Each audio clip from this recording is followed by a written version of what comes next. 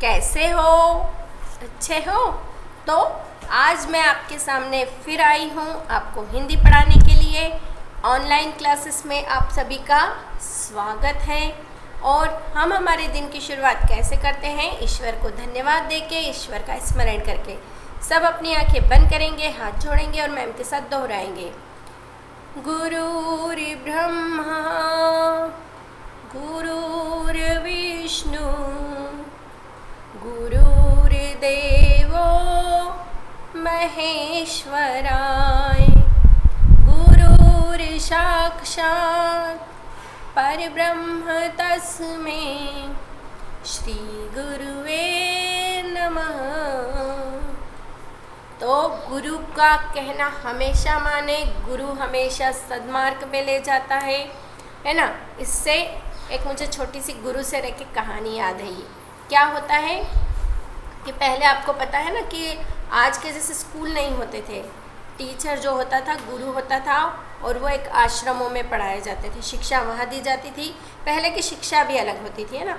Physically आज अभी भी आपको जो चीज़ें करवाई जाती है ना, कि जैसे स्विमिंग करवाई जाती है आपको, आर्ट, डांस, म्यूज़िक, तो उस समय में भी ये चीज़ें होती थी, लेकिन उसका तरीका अलग होता था। पहले जब बच्चे पढ़ने जाते थे तो सारा काम अपना स्वयं करते थे, है ना। खाने बनाने के लिए लकड़ी लाना है, वो जंगल से लेने जाते थे। अपने आश्रम की सफाई करना, है ना। फिर शाम और सुबह से जल्दी उठना, है ना। आजकल तो आप लोग जल्दी उठते ही नहीं हो, लेकिन गलत बात है ये, है ना। हमेशा हमें सुबह जल्दी उठना चाहिए। कहते हैं सुबह से जो उठते हैं वो बहुत ही बुद्धि उनकी और अच्छी हो जाती है। तो पहले बच्चे जल्दी उठते थे, फिर नदियों से पानी लाना, उसी पानी से स्नान करना, अपने कपड़े स्वयं धोना, है ना। अब आजकल आप लोग घर में रहते हो तो अपनी मम्मी कर देती है, भाई कर देती है, लेकिन हमें अपने काम स्वयं करने की आदत डालनी चाहिए। क्योंकि आज तो यहाँ हो, आप लोग भी बाहर जाओगे, लेकिन आप कब जाओगे? थोड़े बड़े होने के बाद जाओगे। लेकिन हमारे कामों की, हमारे कमरे को व्यवस्थित रखने की हमें आदत होनी चाहिए। तो क्या था कि एक आश्रम था, वहाँ पे गुरुजी थे और वो अपने शिष्यों को शिक्षा देते थे। अब जैसे मैं आपकी एग्ज़ाम आने वाली है ना, हाफ ईयरली, ऐसे उनकी भी एग्ज़ाम वो लेते थे कि जितना पढ़ा रहे, जो समझा रहे बच्चों को आ रहा है कि नहीं आ रहा है। तो क्या होता है कि एक दिन गुरुजी उन बच्चों से कहते हैं कि आप लोग सभी लोग को मैं एक काम देने जा रहा हूँ, है ना। जो वो काम कर देगा वो सच में क्या होगा? सच्चा भक्त होगा। अब उन्होंने सब बच्चों को एक काम दिया। उन्होंने कहा कि आपको आज खेत पे जाना है, बारिश के दिन है, और मिट्टी से आपको वहाँ बाउंड्री जैसी बनाना है ताकि पानी बह के जाए नहीं और फसलों में पानी मिलता रहे। सारे बच्चे वहाँ गए। अब वो तो पानी का बहाव तेज़ होता है ना। जैसे ही वो मिट्टी की पाल बनाते वो बह जाती, मिट्टी की पाल बनाते बह जाती। तो बच्चे परेशान होकर के आ गए। अब एक था अरुणी नाम का बच्चा था, है ना। उसने क्या किया कि वो बार बार पाल बना रहा था, फिर टूट रही थी। तो उसने क्या किया कि वो खेत की मेढ़क की जगह वो खुद ही लेट गया ताकि पानी बहे नहीं। रात भर वो वैसे ही लेटा रहा। अब गुरुजी को जैसे ही पता चला, है ना, तो गुरुजी वहाँ गए जल्दी से सुबह सुबह। सब ने कहा कि वो तो वहीं रहा, हमने उससे बहुत कहा कि चलो बहुत पानी है। गुरुजी जैसे ही गए तो देखा कि वहाँ पे लेटा था, बारिश थी, ठंड भी लग रही थी। तो गुरुजी ने कहा कि बेटा तुमने ऐसा क्यों किया, है ना। मैंने कार्य दिया था तो तुम्हें इस तरह से अपने स्वास्थ्य का भी ध्यान रखना था, और तुम बीमार हो जाते तो उसने कहा कि गुरुजी मुझे तो आपकी आज्ञा का पालन करना था, किसी भी तरह जो काम दिया उसे करके दिखाना था, और देखो मैं लेटा तो पानी रुक गया। गुरुजी उसकी शिष्य भक्ति पे बहुत प्रसन्न हुए और आज्ञाकारी था, वो आज्ञा उनने पालन किया और गुरु का कहना माना। तो इसे देख के वो बहुत खुश हुए। उन्होंने कहा कि आप तुम्हारे जैसा जो छात्र है वो बहुत ही मुश्किल से मिलता है, तुमने बहुत अच्छा काम किया, लेकिन इस तरह से अपनी स्वास्थ्य का भी ध्यान रखना चाहिए और इस तरह उसने अपनी गुरु की आज्ञा का पालन करके अपनी भक्ति का प्रदर्शन किया। तो यह आपकी आज की कहानी थी। अब मैं आपको रिवीजन करवाऊंगी, है ना। जैसे कि आपको मैंने अभी बताया कि आपकी यह हाफ ईयरली एग्ज़ाम स्टोरी में बताया ना, हाफ ईयरली एग्ज़ाम आने वाली है। तो हाफ ईयरली एग्ज़ाम के लिए हमें क्या करना पड़ेगा, जितना पढ़ा है उसे फिर से पढ़ना पड़ेगा। तो मैं आपको पढ़ाऊँगी, समझाऊँगी, लेकिन उसके प्रश्न उत्तर या वापस से नहीं लिखना है क्योंकि आपके पास लिखे हैं, लेकिन हाँ वक्त ज़रूर देते जाऊँगी। जो वक्त दे रही हूँ उसे आपको करते जाना है। अब है वर्ण एवं मात्राएं। पार्ट 1 हम पढ़ चुके हैं। अभी मैंने आपको PT 1 के समय ये वाला पार्ट कराया था, भाषा तथा भाषा के प्रकार, लेकिन आज मैं आपको करवाऊँगी वर्ण एवं मात्रा। भाषा एवं भाषा के प्रकार कर चुके हैं, आज हम पढ़ेंगे वर्ण एवं मात्रा। पार्ट 2 वर्ण एवं मात्राएं। अब आपको ये समझना जरूरी है कि वर्ण क्या होता है ना। वर्ण जो अ से लेके य तक शब्द है वो वर्ण है ना। अ, ब, क, ख, ग, अ से लेके ग तक सब क्या है, वर्ण होते हैं, है ना। और आप लोग छोटे थे तो आपने वर्णमाला पढ़ी थी ना, वर्णमाला। तो वर्णमाला क्यों बोले जाते हैं, जब हम मोतियों की माला बताते हैं तो मोती की माला हो जाती है, तो वर्णों से बनी हुई माला वर्णमाला कहलाती है। उसमें क्या क्या आता है, अ, आ, ई, ऊ, है ना, ए, ऐसे पूरी वर्णमाला आती है। तो ये क्या कहलाती है, वर्णमाला कहलाती है ना। जैसे अब आपको बताऊं कि वर्ण जो होते हैं, वर्ण से मिलके शब्द बनते हैं, वर्ण से मिलके शब्द होते हैं। वर्ण मैंने लिखा म, ट, र। आप लोगों ने फर्स्ट में पढ़ा था ना, जोड़कर लिखे, तोड़कर लिखे। आपको इसीलिए सिखाया जाता है कि आप शब्द बनाना सीखे और शब्द से आप लोग वाक्य बनाना सीखे। आपको रीडिंग राइटिंग का तरीका सिखाया जाता है कि कैसे शब्द बनते हैं, कैसे वाक्य बनते हैं। तो ये शब्द है, ये क्या है, शब्द। मटर, है ना। ये वर्ण है, वर्ण से क्या बनेगा, शब्द। ये क्या है सभी, वर्ण। वर्ण से क्या मिलके बनता है, शब्द। मटर, और शब्दों से मिलके क्या बनता है, वाक्य, है ना। शब्दों से मटर, हरी, होली है। अब आने वाले हैं ना मटर के दिन, मटर हरी होती है ना। तो वर्ण, ये वर्ण होते हैं, मटर, अलग अलग वर्ण है और इनको जुड़ के क्या बना, मटर, और मटर से क्या बना, शब्द, वाक्य बना। सॉरी, ये वर्ण से शब्द, शब्द से वाक्य बना। ये मैं आपको पहले भी बता चुकी हूँ, है ना।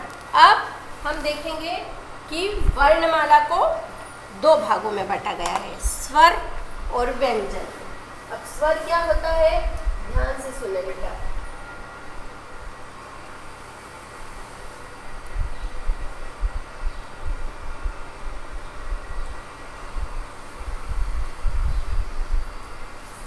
स्वर अ से लेके जो अह तक होते हैं वो स्वर होते हैं। अ से अह तक ये क्या होते हैं, स्वर, है ना। और इसके बाद आता है व्यंजन, क से लेके ज्ञ तक। क से ज्ञ तक क्या होता है, व्यंजन।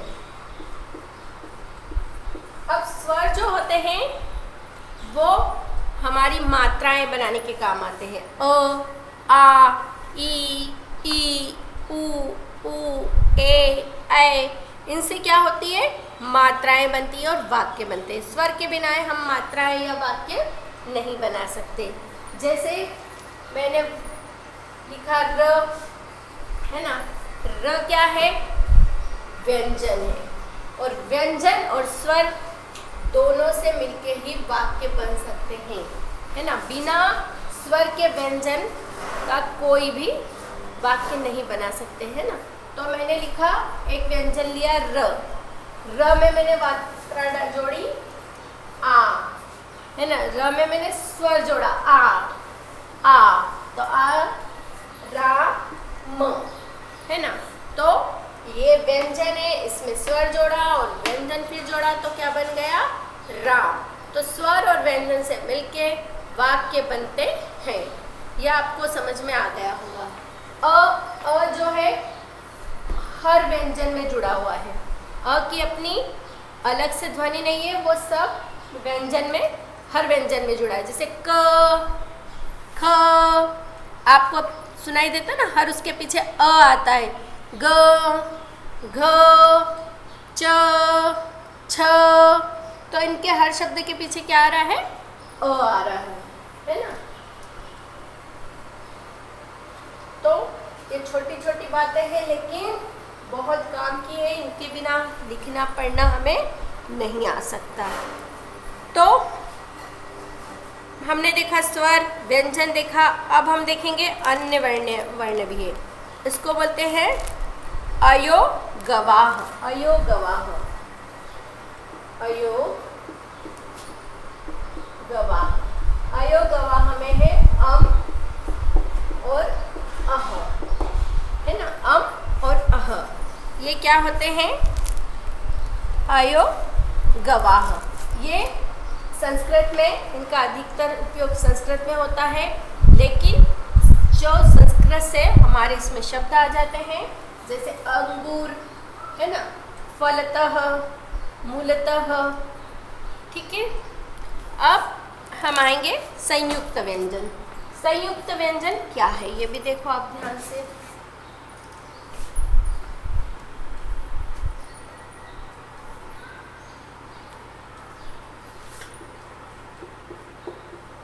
संयुक्त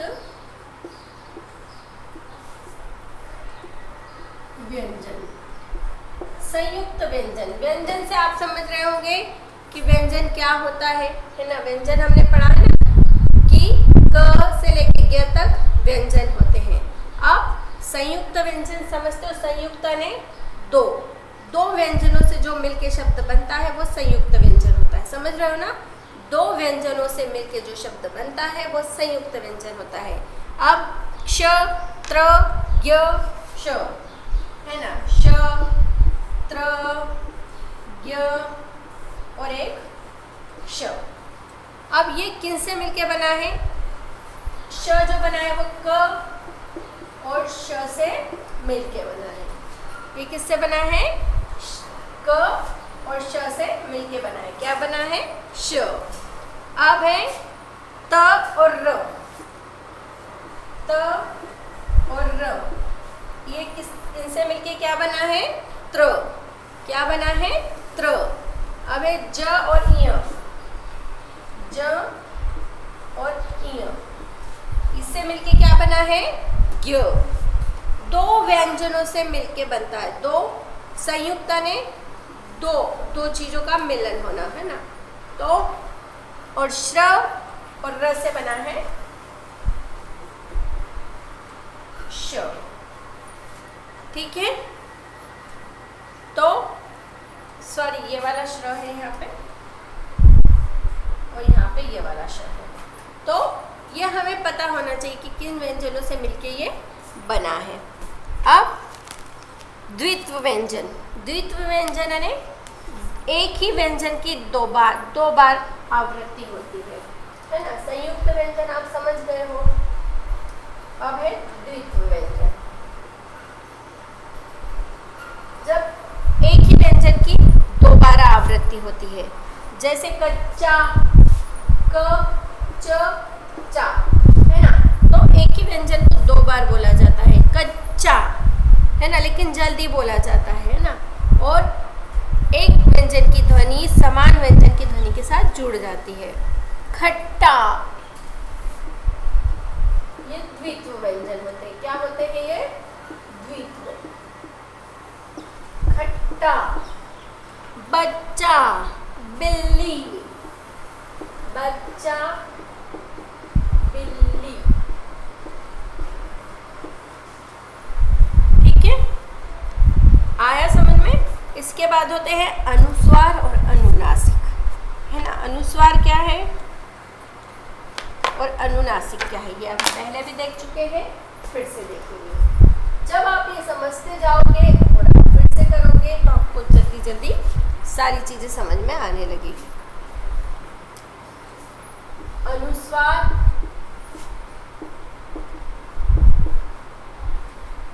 और अनुनासिक।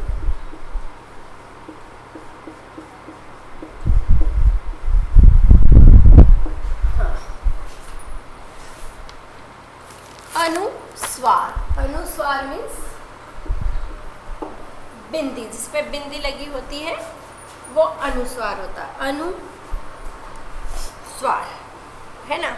इसमें क्या होता है, जो भी ध्वनि हमारी होती है वो नाक से निकलती है। आप बोल के देखिए, अंगूर, है ना, मंजन, लंगूर, बंधन, और भी ऐसे शब्द है, तो आपको यहाँ एक कंपन महसूस होगा। तो ये ध्वनियाँ क्या होती है, हमारी नाक से निकलती है ना। आपको पता है ना, अलग अलग शब्दों की अलग अलग ध्वनियाँ अलग अलग जगहों से निकलती है। जैसे क, ख, ग, घ, ये सारे क्या है, कंठस्थ है, कंठस्थ स्वर बोलते हैं इनको, कंठ से निकलते हैं। फिर च, छ, ज, झ, ये तालु स्वर होते हैं, ये तालु से निकलते हैं। हमारी जो जीभान होती है वो तालु से चिपकती है। च, छ, ज, आप बोल के देखें, आपको पता चलेगा। फिर होता है ट, ठ, ढ, ढ, है ना, ट, ठ, ये क्या है, जिह्वा, जिह्वा स्वर है। यहाँ जब तालु से टकराती है और बीच से निकलते हैं वो होते हैं। फिर इसके बाद आते हैं त, थ, ये दंत स्वर होते हैं। जब हमारी जिह्वा दांत से टकराती है और जो शब्द निकलते हैं वो दंत स्वर होते हैं। त, थ, द, ध, है ना। प, ये ओष्ठ स्वर है, प, फ, ब, है ना, होठ से बोला जा रहा है ना। फिर य, र, ल, वो, ये हमारे कंठस्थ स्वर है। तो अलग अलग स्वरों को अलग अलग तरीके से बोला जाता है। हिंदी की ये सबसे बड़ी विशेषता होती है ना। तो जब बच्चे, आपको पता है ना, कुछ बच्चे गलत शब्द बोलते हैं, है ना, क्या करते हैं, वो स को फ बोलते हैं। तो स जब बोलना है तो क्या है, स हमारी, है ना, हमारे इससे निकलता है जिह्वा से, लेकिन वो क्या करते हैं, स को फ बोल देते, तो होठ से बोल देते हैं। तो क्या होता है कि गलत उच्चारण हो जाता है। तो अगर हम सही तरीके से बोलते हैं, हमारी, है ना, जीवान, जिसलिए बोलते हैं कि जितनी आप रीडिंग करोगे उतनी जीवान आपकी साफ होगी, उतना आप शुद्ध उच्चारण सीख सकोगे। तो ये जो होता है अनुस्वार, ये ध्वनि हमारी नाक से निकलती है। अभी मैंने बताया ना, आप भी करके देखना। फिर होता है अनुनासिक, अनुनासिक मतलब चंद्रबिंदी। इसे जब हम बोलते हैं तो हमारे गले और नाक दोनों से क्या होता है, वायु निकलती है और उच्चारण होता है। जैसे आँख, है ना, आप जैसे रख के देखेंगे, 5, है ना, चांद, तो दोनों जगह से हमारी स्वर निकलता है, तो इसे अनुनासिक बोलते हैं। अब हम पढ़ेंगे मात्रा। इसके बाद हम पढ़ेंगे मात्रा। आप अपनी पुस्तक सामने रखेंगे, समझते जाएंगे। मैंने बताया ना कि स्वर का जो रूप व्यंजन के साथ जुड़ते हैं उसे मात्रा कहते हैं। जैसे स्वर आ, है ना, र, धन आ, धन म। अब ये स्वर है, ये व्यंजन है, और जब दोनों जुड़ गए तो क्या बन गया, मात्रा, है ना। ये व्यंजन है, ये स्वर है, और ये मात्रा बन गई राम। तो र, धन आ, धन म, सॉरी ये भी व्यंजन है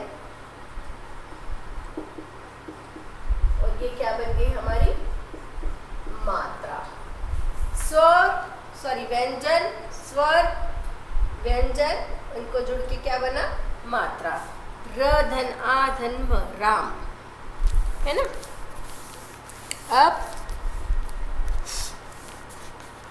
अन्य स्वरों की भी मात्राएं अग्रलिखित है।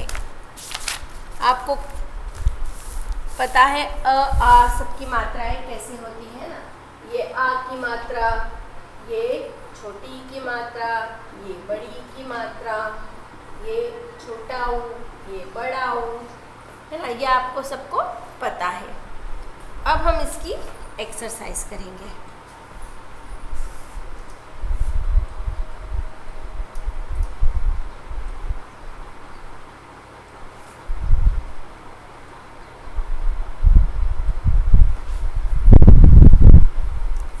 अब हमें ये कर चुके हैं, लेकिन एक बार आपको मैं फिर से करवा रही हूँ, है ना। तो पहला प्रश्न है सही विकल्प, है ना। ये आपका सही विकल्प है, ठीक है। बोलते समय मुख से निकलती है स्वर, व्यंजन, ध्वनियाँ। बोलते हैं तो हमारे मुंह से क्या निकलती है, क्या निकलती है, ध्वनियाँ। तो आप लोग ध्वनियाँ आपका ठीक करा हुआ है, और ठीक है, नहीं तो आप लोग ध्वनियाँ पे टिक कर लें, है ना। ये स है, ये क है, ठीक है। अब है हिंदी में स्वरों की संख्या है 12, 22, 11। कितनी है, 11। ये क का स, ख का भी स, 11। वर्णों के सुनिश्चित क्रम को कहते हैं वर्णमाला, है ना। अभी बताया था ना मैंने, वर्णों के सुनिश्चित क्रम को क्या कहते हैं, वर्णमाला। ये भी स है, तीनों स हो गए, वर्णमाला। अब इसके बाद आएंगे घ पे। व्यंजन कितने प्रकार के होते हैं, व्यंजन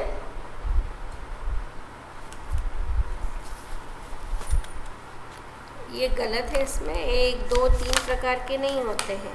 व्यंजन 33 प्रकार के होते हैं, ये गलत है ना। इसमें कोई साला तीनों ऑप्शन गलत है, 1, 2, 3। जबकि व्यंजन कितने प्रकार के होते हैं, 33 प्रकार के होते हैं, तो इसको छोड़ दो। अब ये आपका हो गया सही विकल्प। इसे आप लोग होमवर्क में लिख लीजिए। ये वाला जो प्रश्न है, इसको आपको अपनी क्लास वर्क कॉपी में लिखना है। ये जो हमने करा है पुस्तक से, आपको होमवर्क लिख लीजिए। सही विकल्प CW कॉपी में। रिवीजन के लिए आप एक काम करना, आधी नोटबुक है ना जो आधी, उसको पीछे की साइड रिवीजन कर लेना, ठीक है। पीछे की साइड आपका जो भी मैम देते जा रही है ना, वर्कशीट, होमवर्क, सॉरी ये जो होमवर्क, इसको सब रिवीजन के लिए पीछे करते जाओ, ठीक है। तो आपको ये जो सही विकल्प हैं ये वाले, ये अपनी क्लास वर्क कॉपी में पीछे रिवीजन डाल के लिखना है, और जो भी रिवीजन नंबर होता जा रहा उसको करते जाना है। CW कॉपी में लिखिए, रिवीजन डाल के, रिवीजन। ये आपको मिलेगा पेज नंबर 108। आप होमवर्क लिख लीजिए, पहले स्क्रीनशॉट ले लें या लिख लें, है ना। सही विकल्प CW कॉपी में रिवीजन डालकर लिखना है।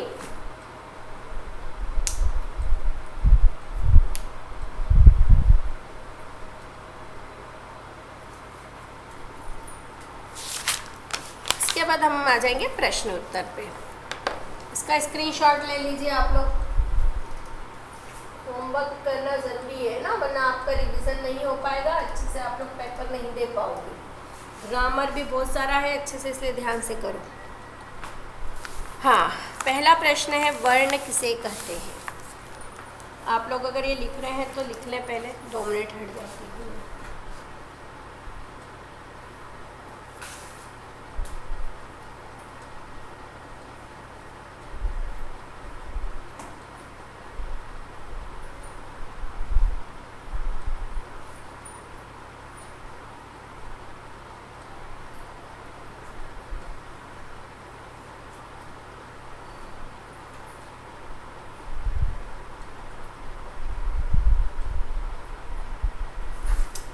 ठीक है, स्क्रीनशॉट भी ले लीजिए।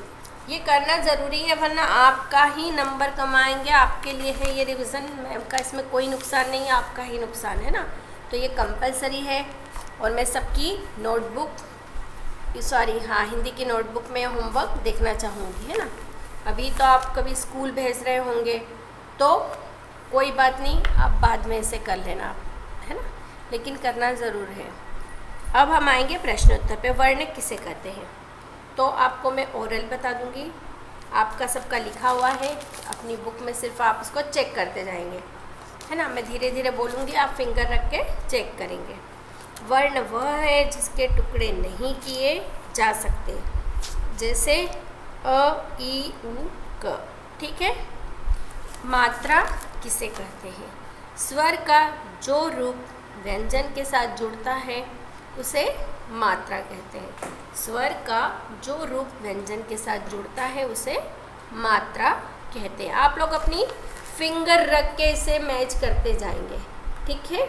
अगर कुछ गलती है, नहीं लिखा है, तो अभी आपके पास टाइम है, आप रफ लिख लो, फिर अच्छे से लिख लेना। स्वर का जो रूप व्यंजन के साथ जुड़ता है उसे मात्रा कहते हैं। व्यंजन, अगला, व्यंजन किसे कहते हैं, यह वर्ण अस्वर की सहायता से बोले जाते हैं। यह वर्ण अ की स्वर की सहायता से बोले जाते हैं। स्वर किसे कहते हैं, इन वर्णों को किसी दूसरे वर्ण की सहायता के बिना बोला जाता है। निम्नलिखित शब्दों की ध्वनियों के उदाहरण के अनुसार अलग अलग करके लिखना है ना। ये भी आप कर चुके हो, नहीं किया है तो आप अपने मन से इसे, ये वाला, ये है ना, आपको ये वाला करना है। वैसे शायद होमवर्क में दिया था, नहीं दिया हो तो मैंने करवाया है, तो इसे आप खुद से करना, सभी को अलग अलग करके लिखना है। फिर नीचे वाला है कि 4 ऐसे शब्द लिखना है जिसमें दिस शब्दों का प्रयोग हुआ है, जैसे दिल्ली, बिल्ली, पक्का, कच्चा, डिब्बा, ठीक है। तो ये हमारा हो गया है ना। पाठ 1 में आपको 12 तारीख को दे चुकी हूँ, है ना। ये जो सही विकल्प आपको दे चुकी हूँ वर्कशीट में, आपको ये वर्कशीट को अपनी क्लास वर्क कॉपी में करना है ना। इसी के मैं आपको रिक्त स्थान भी वर्कशीट में 12 तारीख को दे चुकी हूँ, सबको इसे अपनी क्लास वर्क कॉपी में करना है। तो हमारा पार्ट 1 और 2 हो चुका है। अगली क्लास में आपको मैं 3 पार्ट करवाऊँगी, एक एक पार्ट आपको मैं करवाते जाऊंगी, आपको इसको लर्न करते जाना है ना। होमवर्क ज़रूर करना है ना, जिसने नहीं किया है कर ले। इसे CW कॉपी में करना है, जो भी मैं वर्कशीट दे रही हूँ वो भी सबको CW कॉपी में करना है। तो अच्छे से तैयारी करें, है ना, और आपको ऑप्शन में ही आएंगे पिछले बार जैसे, है ना, तो उस हिसाब से तैयारी करें। तो फिर मिलते हैं अगली क्लास में, तब तक के लिए ऑल द बेस्ट पढ़ने के लिए। Bye bye. आज की क्लास यहीं ख़त्म होती है।